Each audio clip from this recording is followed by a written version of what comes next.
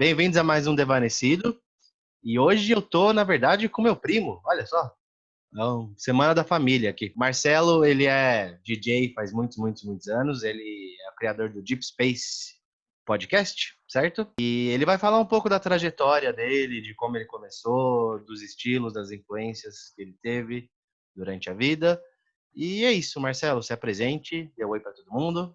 Bom dia, boa tarde, boa noite a todos aí, onde quer que Tá vendo? estejam, o horário que estão ouvindo, não sei.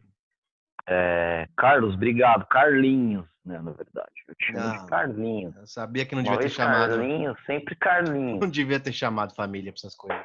Pô, eu lembro bastante, eu visitava você lá em Guaianazes, casa do vô e vó Maria, vou colocar uma fotinha deles aqui, em memória.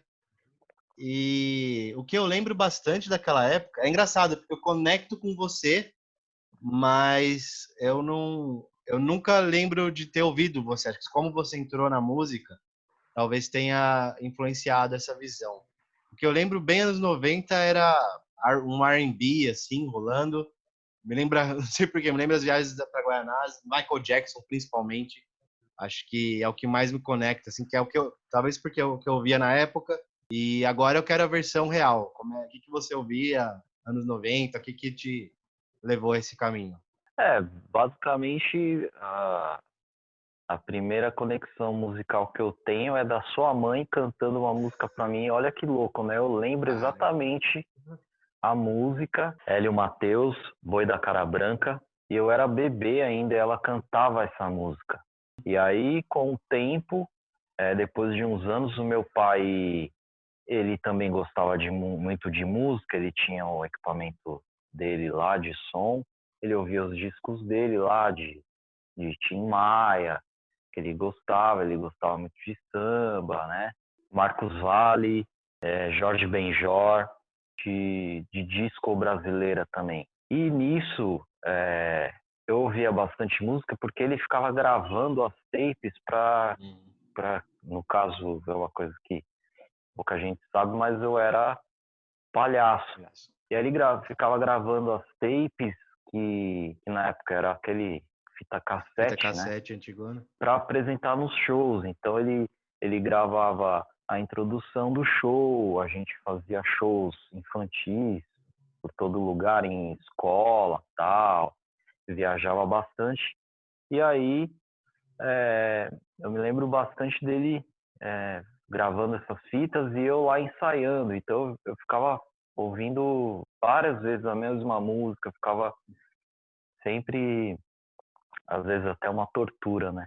Você ficar fazendo uma coisa Treina. muito que você logo depois de muitos anos eu parei nessa carreira artística, tal, por isso que eu acho que eu tenho muito esse lado artístico, porque eu sempre fui, né, artista desde os 5 anos de idade, foi quando eu comecei essa parte de palhaço e ser apresentador infantil, tal. E como você começou, assim, como você partiu da... que você virou, é isso que eu quero fazer, vamos aí. Quando eu comecei a sair já com uns 15 anos ali que eu pude começar a ir para balada, né? Tinha uma balada muito legal na Vila Matilde, que é lá na Zona Leste, e entrando lá aquilo me encantou, porque é um mundo completamente diferente, né?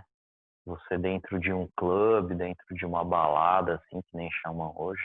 E aquilo me encantou e eu fiquei muito vidrado no trabalho do DJ, do que ele fazia e como ele manipulava os equipamentos e os discos.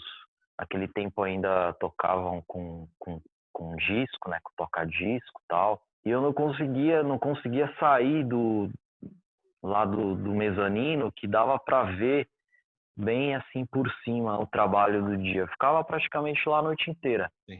E aquilo me encantou muito, me despertou muito interesse. É muito curioso, né? Como que a gente se interessa por uma coisa e fica amando aquilo sem se dar muito a perceber, né? Hum. Aí eu, beleza, frequentava muito aquele lugar todo fim de semana.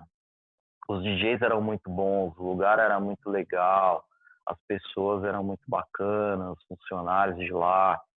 E foi a partir daí, assim, que eu despertei esse amor pelo trabalho do DJ, que com o tempo foi sendo um trabalho, né? Não só um hobby. No começo foi muito mais um hobby. Eu comprei meu equipamento. Mudou bastante o que você toca, o seu estilo, você tem uma marca, né? Um tipo de estilo, mas o que você adapta?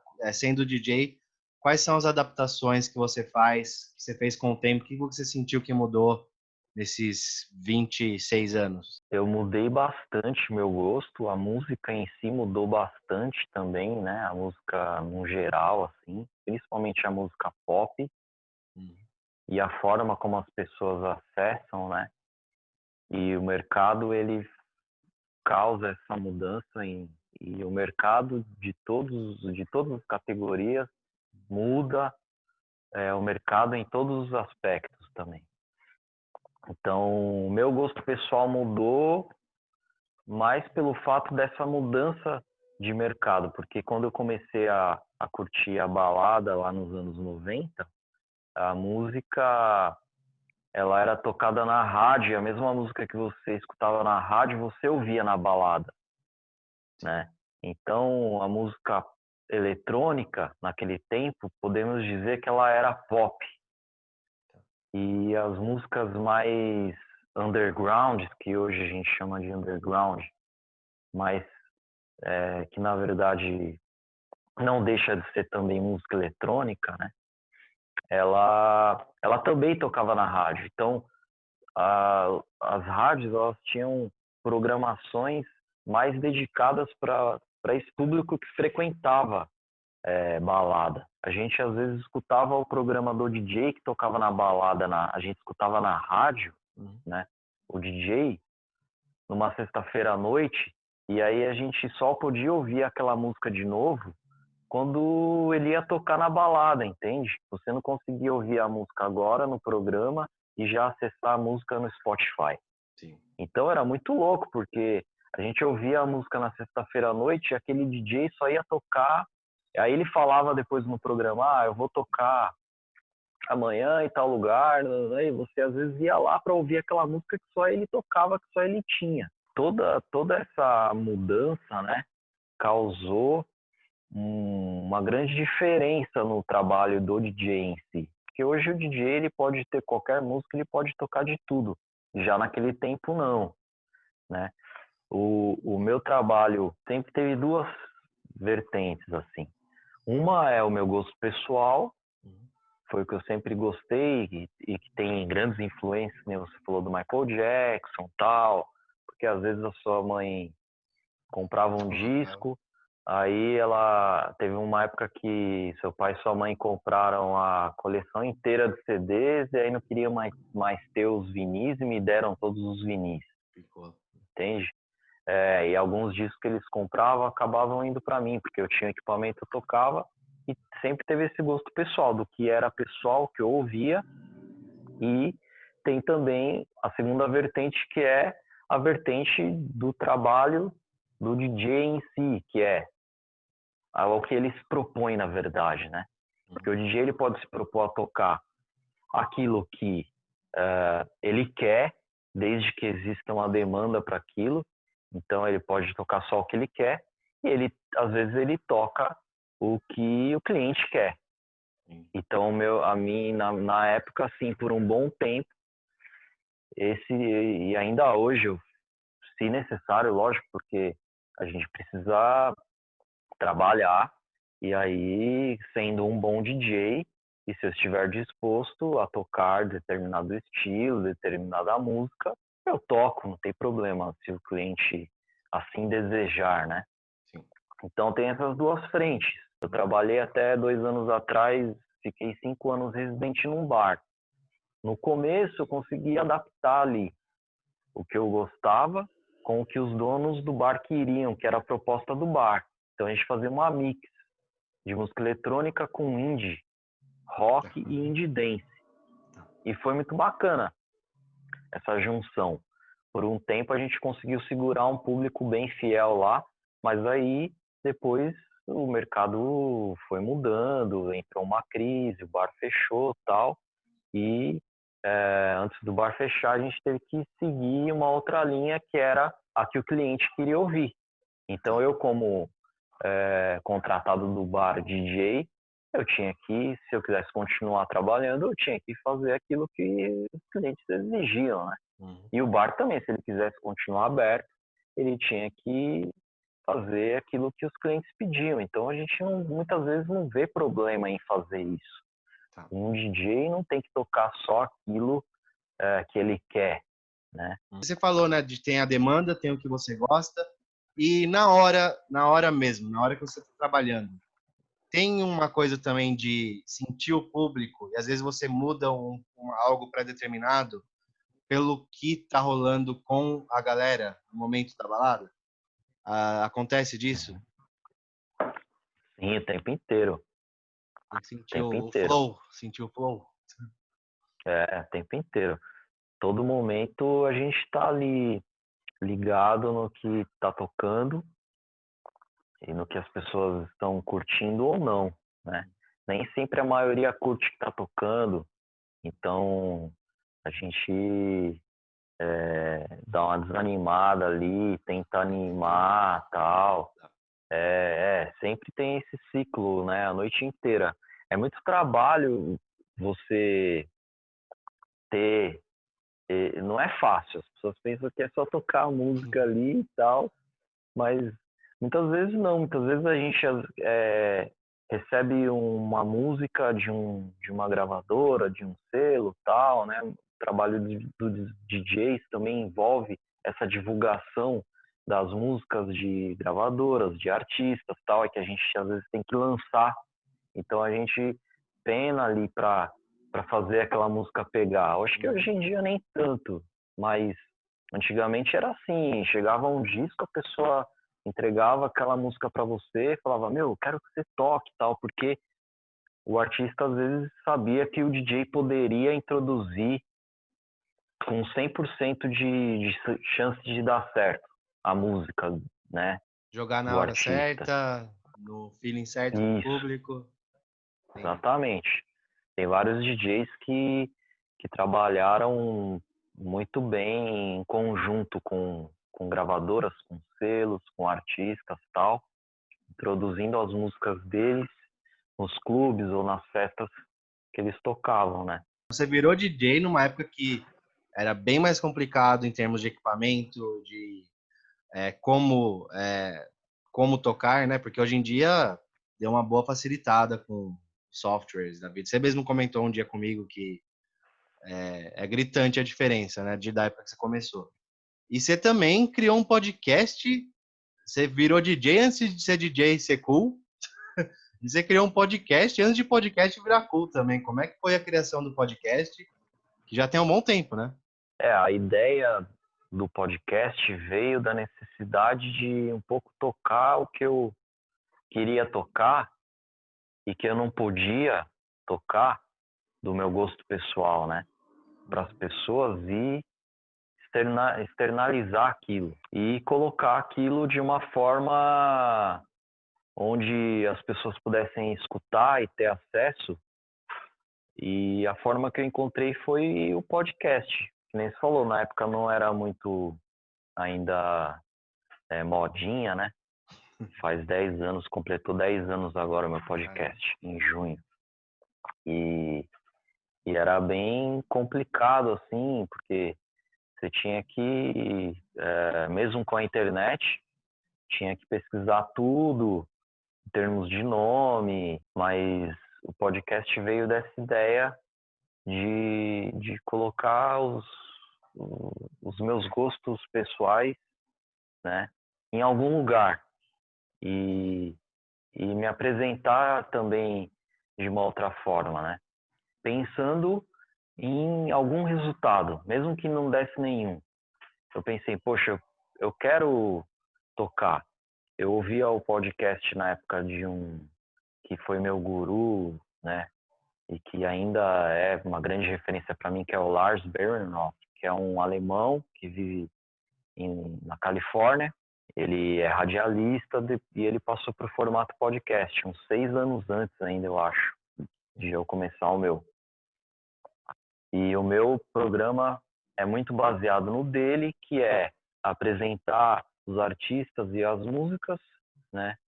E procurar uma audiência para aquilo. O estilo que eu toco, basicamente, é Deep House, que é uma vertente da House Music e que não tem um grande público assim. O público-alvo realmente é lá na África do Sul. E aí depois a gente pode falar um pouco disso. Foi onde chegou assim muito acertadamente. E o Lars Berneroth, que é o meu guru que eu mencionei, ele já tinha uma audiência lá. E como o meu programa foi tocando, eu sempre procurei tocar músicas diferentes das que ele tocavam, porque o meu podcast eu acho que é o terceiro mais tocado na África do Sul, então não podia tocar as mesmas músicas, né? Não foi nada pensado, apesar de eu ter feito o podcast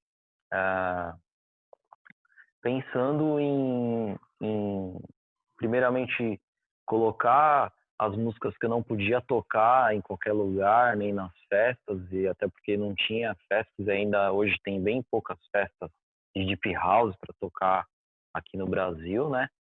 E, e utilizar aquelas músicas, porque eu não podia ficar com as músicas na minha HD, Sim. né? Parada. Tem muita coisa que a gente não pode deixar guardada, né? Tem muitas ideias também que a gente não pode deixar guardadas. A gente tem que colocar em prática, né? Então foi mais pensando nisso mesmo. Legal. Você já acabou respondendo uma pergunta que foi como você entrou na África, como é que foi essa entrada na África do Sul. Mas você foi para lá. Aí. Não, que isso? Na verdade, minha pergunta era mais além e você não falou ainda. Você foi para lá 2 vezes, né? Fui. É praticamente o Rodrigues brasileiro. Fez sucesso na África do Sul bastante. E como é que foi as viagens para a África do Sul? Como foi essa experiência? Você vê, porque você sabia, né? É uma coisa você saber, outra coisa você ver seu público, você tocar para eles. É um local totalmente diferente. Como foi essa viagem? Uns meses depois de começar o podcast, já comecei a receber feedbacks de lá, né? Porque na época só tinha um iTunes, que era baseado em podcasts. O Google Podcasts entrou agora faz pouco tempo. Eu acho que foi através do iTunes que ele recomenda ali alguns podcasts, através do podcast do Lars Berneroth, que eu esqueci de mencionar o nome, que é Deeper Shades of House. E aí acho que apareceu nas recomendações ali. E a galera lá na África do Sul consome muito podcast, consome muito esse tipo de formato, consome muito mixes de DJs, sets de DJs, né? E aí já comecei a receber. Naquele tempo eu tinha acabado de entrar no Facebook, e as pessoas começavam a mandar mensagem, agradecendo pelo podcast e tal. Não foi de imediato que eu viajei para a África do Sul, demorou muito tempo, porque eu fiquei residente no bar, né, que nem eu falei, e era um trabalho muito intenso, assim. Só conseguia mesmo fazer o podcast. O meu contato com o público de lá por muitos anos, por 8 anos, foi através do podcast e através de redes sociais mesmo. Eu viajei para lá em 2018 a primeira vez e fui a convite das festas que já estavam todas fechadas lá quando o bar fechou. Decretou o fechamento do bar, que eu era DJ residente, em novembro. Em dezembro eu já comecei a agilizar as festas para ir para lá. Pelo menos o timing foi perfeito, né? Nossa, não podia ter. Porque precisa de um tempo, né, para a galera poder se organizar. Então eles precisam organizar o caixa deles financeiro lá, né, a parte de capital para pagar o cachê, para organizar toda a festa, a infraestrutura da festa. Alguns lugares já têm toda a infraestrutura, então foi mais fácil. Mas quando eu falei em dezembro de 2017 que em 2018 eu ia viajar, e aí eu fui para lá em março, né? A gente começou a preparar isso 4 meses antes. Então, foi uma preparação assim bem bacana, teve bastante expectativa, porque por muitos anos a galera queria que eu fosse para lá, eles já estavam esperando isso há muitos anos, eu também, lógico, né? Porque uma coisa é realmente você apresentar o seu trabalho ali via internet e outra coisa presencial. Foi muita expectativa, assim, estava bem nervoso. Eu considero que esse meu trabalho do podcast, ele é muito fácil de você produzir aqui no estúdio, não tem ninguém olhando, né? E muitas vezes eu gravo de novo, se eu erro, eu gravo de novo. Agora, você apresentando um trabalho de DJ ao vivo para várias pessoas, que as pessoas que você sabe que ouvem o seu podcast, né, elas estão lá te vendo ao vivo, é muito diferente. É uma coisa assim, inexplicável, porque as pessoas estão lá para te ver, né? E elas têm aquela Então, e para expectativa ouvir, de... e para ouvir aquele som que, como você tinha comentado, é um som que estava guardado com você, porque no final do bar estava tocando o que o público esperava por aqui, né? Bem, Sim, foi a primeira vez em muito tempo, talvez, que você tocou algo que era realmente seu. Acho que imagino que o nervosismo veio daí, que é algo que você gostava muito, que você queria. Essa foi a prova de fogo, né, lá na África do Sul, imagino. exatamente, exatamente, porque por muitos anos eu só toquei, né, aquilo que o cliente queria e o meu gosto pessoal sempre ficando de lado, apesar de fazer o podcast. Eu costumo dizer que o podcast é uma terapia para mim. E aí Justo. eu faço podcast independente de qualquer coisa. Eu tenho que fazer toda semana. Apresentar aquilo ao vivo é muito diferente, né? Até porque as músicas que eu toco não é uma música preparada para DJs tocarem. Muitas são, mas a maioria não. São músicas difíceis de serem tocadas por um DJ, ao vivo, assim, né? Então, é muito complicado, porque por muito tempo as músicas foram preparadas para os DJs tocarem especificamente. Então, tinha a versão extended, que era para o DJ tocar na festa, nas baladas, né? Nos clubes. Tinha a música radio edit, que é para o cara, do radialista, tocar na rádio. Então, por um bom tempo teve, né, essas versões. As músicas tiveram suas versões determinadas. Então, era fácil de tocar. E com o tempo isso foi meio que ainda se mantém, alguns artistas mantêm isso, mas alguns artistas fazem a sua versão original e entrega a sua versão original eventualmente para outros artistas fazerem um remix e tal, e a gente toca aquilo ali. Então é bem difícil algumas músicas de serem tocadas, as músicas que eu toco particularmente, né? Então é por isso que eu considero que é difícil de mixar, porque o trabalho do DJ é você achar o ponto certo, da música certa, e muitas vezes a gente erra, né? Então é natural, assim. Errar não tem como, a gente erra mesmo. Mas fazendo um podcast, se eu errar, eu volto. Sim. Agora ao vivo, Ao não. vivo, não. Então, tocando lá foi uma experiência muito legal e eu só fui melhorando conforme a prática mesmo, né? A primeira vez foi mais a vivência e eu acho que eu considero a experiência de conhecer as pessoas mesmo pessoalmente que foi muito legal, de conhecer as pessoas que eu era fã e que eram minhas fãs ao mesmo tempo. A gente se curtia ali, todo mundo, não colocando ninguém como ídolo, apesar de a gente sempre falar um contrário do outro. Eu os considero muitos de lá como ídolos e vice-versa, né? Mas acho que todo mundo se respeitando ali, porque os caras lá, eles são muito profissionais, né? eles levam muito a sério. Tipo, a House Music lá, ela talvez, acho que depois de Chicago, onde foi a House Music que nasceu, e talvez em Ibiza, onde a House Music pulou, né, e permaneceu por muito tempo, mas que mudou. Eu acho que a House Music na África do Sul é talvez dos 3 lugares onde ela é mais escutada, assim, no mundo inteiro. Tem programas de rádio, eles têm programas de TV, onde os DJs tocam house music. É um programa de TV onde o DJ... É um programa de TV, o DJ fica tocando lá e as pessoas ficam assistindo num sábado, numa sexta, Doideira. num domingo. É muito louco.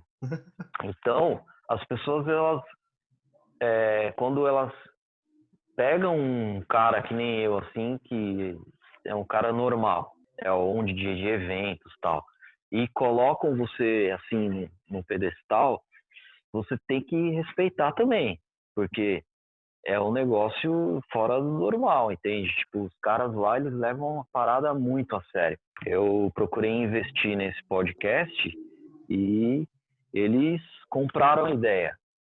E quando eu fui para lá, eles bancaram as festas, eles bancaram os cachês. Muitos cachês que eu pedi, eu falei, eles não vão pagar. Muitos pagaram. Você realmente vê valorizado um trabalho, né? Porque para mim é um trabalho, eu levo muito a sério. E além, as pessoas escutam o podcast de 1 hora ou 2 horas, meu podcast tem 1 ou 2 horas, mas é um trabalho que é feito constantemente e começa bem antes, né? Não é fácil, é um trabalho que muitas pessoas não levam a sério, mas nós que levamos a sério, 1 hora nós somos reconhecidos, 1 hora nós somos bem vistos por isso, né? Então isso é muito legal, foi muito bacana essa experiência. Aí depois eu fui de novo em 2019, fui ano passado, e já foi uma experiência muito melhor, porque eu já estava como menos tranquilo, né? mais tranquilo, menos expectativa. Já fiz mais de 40 eventos lá, mais de 40 festas. Nossa. Entre programas de rádio e tal, e festas em si. Foi um pouco melhor, assim, ano passado, eu considero. E porque eu sou muito perfeccionista, então eu acho que o meu trabalho ele tem que ser perfeito, tem que sair muito perfeito, assim como eu sempre trabalhei aqui em evento, em bar tal. Da mesma forma lá na África do Sul, eu queria entregar um trabalho bacana que é o que a galera quer ver, né? O que a galera espera de você, né? Eles queriam ouvir ao vivo o que eu fazia no podcast, então eu tinha que entregar aquilo e acho que é um trabalho que só com o tempo mesmo, porque só foi possível eu ir para lá por causa do podcast. E o mesmo não acontece aqui no Brasil. Eu vejo que aqui no Brasil, mais por causa do estilo que eu toco no podcast, né? Que é Deep House e que aqui as pessoas consideram que é música, por muito tempo foi música de tocar no começo, que nem falam, fazer o warm-up, entendeu? Então, não é música de balada. Legal como varia, né? De cultura para cultura. É interessante isso. Varia muito. Lá na África do Sul, se você toca uma música cada vez mais lenta, eles vão curtir cada vez mais. É muito diferente daqui. Se aqui você começa lento e você começa a acelerar, as pessoas vão curtir mais. Lá não, lá se você começa... aqui tem que explodir. Tem que... Aqui tem que... Nós temos a nossa forma de bombar e lá eles têm a forma deles de bombar e essa é a forma deles de bombar. Mas eu só consegui descobrir isso indo para lá.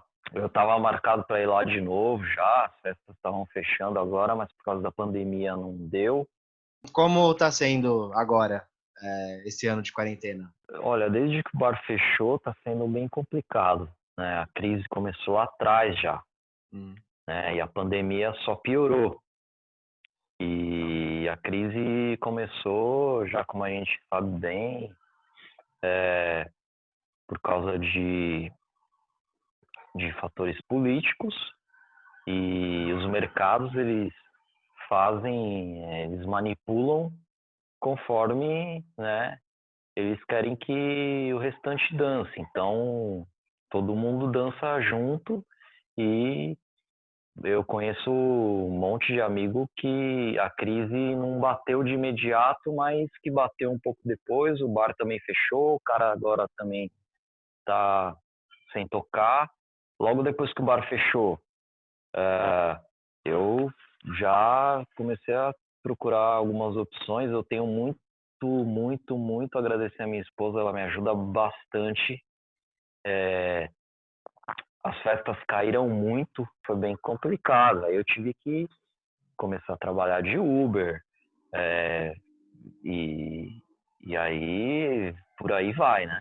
Você acaba fazendo outros trabalhos, mas a gente procura sobreviver. A gente não pode desistir, né? A gente vai seguindo em frente, olhando sempre para frente. A gente esqueceu de falar uma coisa com o advento, né, das lives. Nós DJs estamos tocando para o público, né, nas lives. E aí alguns programas eu gravei, coloquei disponíveis no meu canal do YouTube lá, mostrando eu tocando, porque nunca foi possível fazer uma live. Cada vez mais os softwares e as redes foram demandando mais qualidade, né? Sim. Então, no que era no começo um tipo de qualidade, depois teve que aumentar e a internet muitas vezes não suporta isso. Então, aí, o serviço da internet tem que acompanhar essa demanda de qualidade também, né? Então, a minha proposta nunca foi fazer vídeo, era fazer áudio. Podcast é áudio. Então, é isso. Podcast é áudio e eu posto regularmente áudio, vídeo não é tão regularmente assim. Mas agora, com uma internet nova e com o advento das lives pelos DJs, surgiram vários canais, Sim, vários amigos estão eu vi fazendo. um amigo meu que é DJ também, ele postou uma balada online, né? Balada do Zoom. Ele tava lá, tipo, Sim, começava às 5 da tarde, aí tinha um cara que ia tocar às 5 da manhã, e era sim, balada do Zoom, tá rolando, né? É uma sim, maneira tá da rolando. galera se conectar de alguma forma. Foi uma saída porque muitos profissionais estão realmente necessitando, primeiro, tocar para se manter ali focado, né? E se manter saudável mentalmente também. E segundo, para tentar arrecadar alguma renda. Então, muitos colocam uma conta lá para as pessoas depositarem ou financiarem ou apoiarem, né? Então, PayPal. E aí foi uma forma também dos grandes artistas apoiarem os seus funcionários, ou diria as classes que trabalham, né, antes de chegar no show final ali. Então, por exemplo, assisti esses dias do Caetano e lá o Caetano falando, né, o Gil também, o Milton também fazendo essas campanhas em prol dos profissionais que trabalham no background ali, no backstage, né, Sim. preparando Legal. o show. Então, esse advento das lives foi muito bom para manter primeiro os artistas saudáveis mentalmente, o seu público também saudável mentalmente, e segundo, de tentar arrecadar alguma renda, uma alternativa, né, de arrecadar alguma renda e sobreviver nessa pandemia aí. Mas vamos que vamos, muito Vamos que vamos. Eu que parabéns agradeço. pelo sucesso todo. Você tá aí desde sempre. Você merece o que vier para você de sucesso, você merece, porque é isso, é o que eu falei. Você começou antes de todo mundo. Você começou antes de muita gente. Você já estava lá Obrigado. antes de ser cool. Obrigado, Então, obrigado. desejo muito sucesso para você e muito obrigado novamente por participar aqui, tirar uma uma hora e meia do seu tempo. Obrigado pelo convite aí. Um obrigado a todos que perderam também o tempo de ouvir aí eu falando. Nada, que isso, mano. Conhecer um pouco. Mas assinem o canal. Sempre tive vontade de falar isso. Ó, assine o canal, clique aqui no joinha. Então. Eu vou deixar os links curtam, comentem, compartilhem, etc. E eu vou deixar os links do Deep Space Podcast, o que mais você quiser. Valeu. Eu já deixo tudo no vídeo, tanto no IGTV quanto no YouTube. Vai estar nos dois, em breve. Valeu, obrigadão. Valeu, Marcelo. Até mais. Até mais.